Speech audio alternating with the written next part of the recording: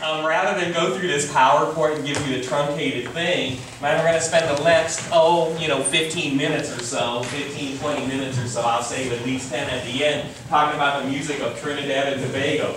This thing here is called a whiteboard. That's what this is right here. All those PowerPoint slides that you guys have, I used to fill every board in this room with all that information. Can you believe that? It was kind of fun. It was kind of fun because we had to have the lights on and all that, and I used to always do this fill in the blank thing, so I'm getting nostalgic right now. The old little marker. When I first taught this class in this room, chalkboards. Ever heard of those? I'm allergic to chalk.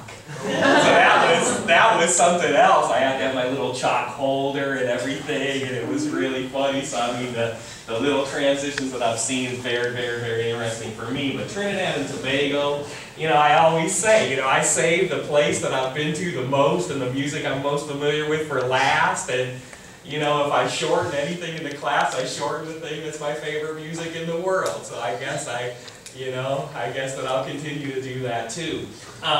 But Trinidad and Tobago, it is a place that is very special for me. I met a Trinidadian when I was 17 years old.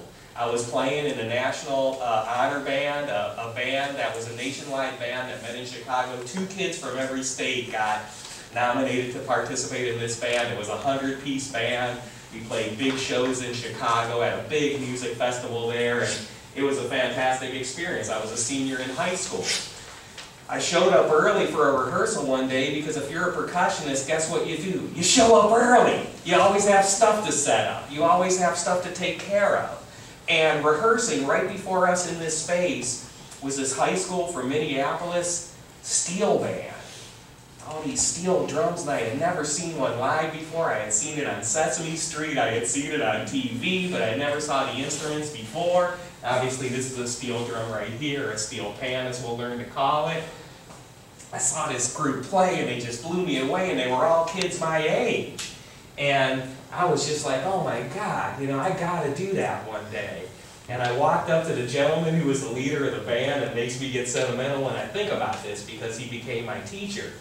And a 17-year-old kid walking up to the guy and saying something like, do you think I could, I'm like, this is really cool, Do you think I could ever do this? And he sees me with my drumsticks and my folder. He obviously knew I was part of this other band that was coming in there. And he is a really gruff guy, big, strong Trinidadian person.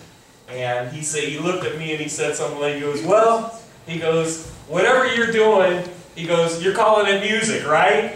I'm like, yeah. He goes, well, what I'm doing, I'm calling it music too. So we probably have something in common. You could probably do it. And I'll never forget that, He said, what I'm doing, I'm calling it music. What you're doing, you're calling it music. We probably have something in common. Lo and behold, all these years later.